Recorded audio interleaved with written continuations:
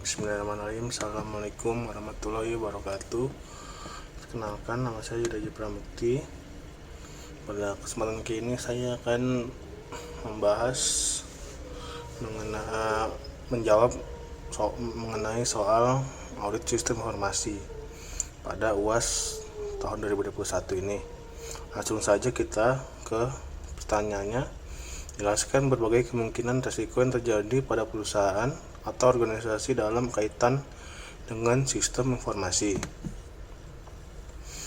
Jadi, yang pertama ini ada risiko audit, di mana kesalahan pencatatan atau pelaporan yang diakibatkan oleh sistem yang tidak memadai atau tidak sesuai dengan standar yang berlaku. Lalu terjadinya kerusakan atau kehilangan aset, baik yang terjadi karena kerusakan ataupun kehilangan karena bencana alam. Lalu tidak dipatuhinya prosedur suatu kebijakan tertentu, dan juga terjadinya pencurian atau akses oleh orang luar. Lalu ada kurang disiplinnya pegawai atau kinerja pegawai, dan juga penyelewengan kewenangan oleh pihak manajemen.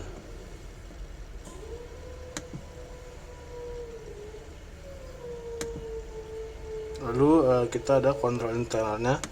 Kontrol internal ini adalah mekanisme yang memastikan berfungsinya proses dalam perusahaan.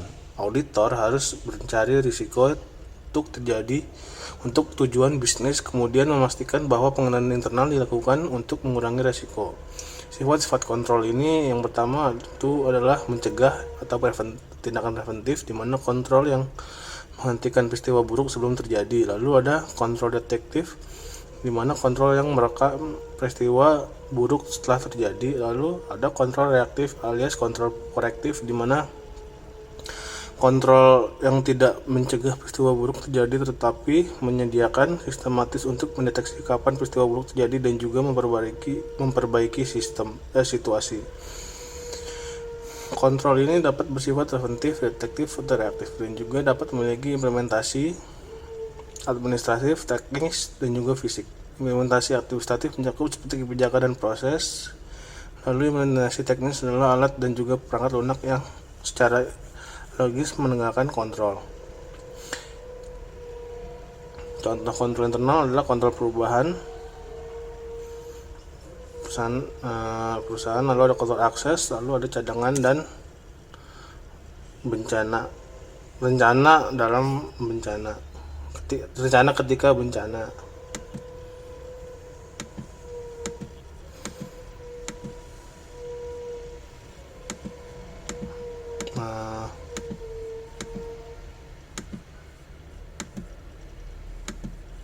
Lanjut ke soal nomor 2, yaitu jelaskan langkah-langkah mengaudit database pada sebuah aplikasi. Yang pertama itu adalah penyetelan dan kontrol umum, di mana kita harus mendapatkan versi database dan membandingkannya dengan persyaratan kebijakan perusahaan kita. Verifikasi bahwa database menjalankan versi perangkat lunak database yang terus didukung oleh vendor. Lalu selanjutnya verifikasi bahwa kebijakan dan prosedur telah diberlakukan untuk mengidentifikasikan kapan patch tersedia dan juga untuk menerapkan patch. Pastikan bahwa semua patch yang disetujui diinstal sesuai dengan kebijakan manajemen database. Lalu selanjutnya tentukan apakah boot standar tersedia untuk sistem database baru dan apakah baseline tersebut memenuhi pengaturan keamanan yang memadai.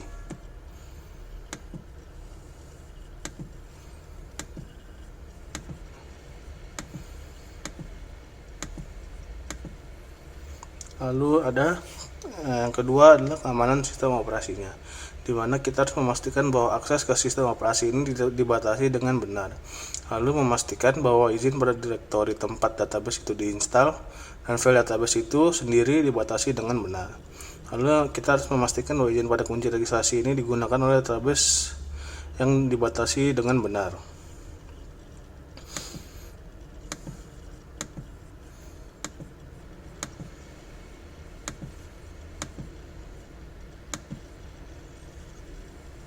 Yang ketiga ada manajemen akun dan izin, di mana meninjau dan mengevaluasi prosedur untuk membuat akun pengguna dan juga memastikan bahwa akun dibuat hanya dengan kebutuhan bisnis yang syah.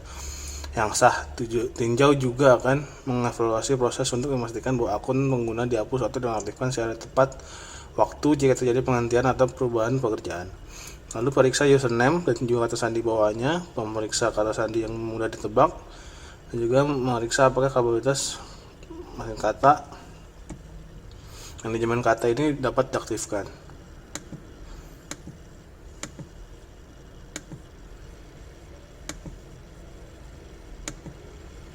Yang keempat ada tinjau hak istimewa database, di mana verifikasi bahwa izin database diberikan atau dicabut dengan tepat untuk tingkat otorisasi yang diperlukan. Lalu meninjau izin database yang diberikan kepada individu, bukan kepada grup ataupun peran. Lalu memastikan bahwa izin database ini tidak diberikan secara implisit dengan tidak benar. Lalu kita meninjau SQL dinamis yang dijalankan dalam prosedur yang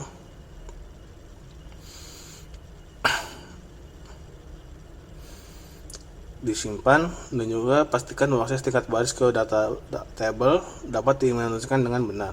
Lalu mencabut izin publik jika tidak diperlukan.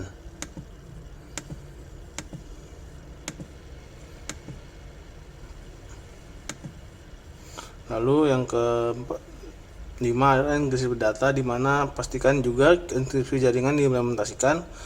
Lalu verifikasi bahwa enkripsi data saat diistirahat juga diterapkan jika sesuai.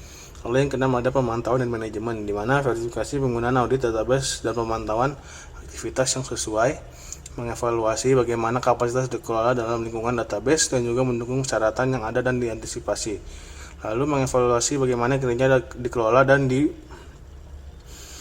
dalam lingkungan database untuk mendukung pengerjaan bisnis yang ada dan yang ada.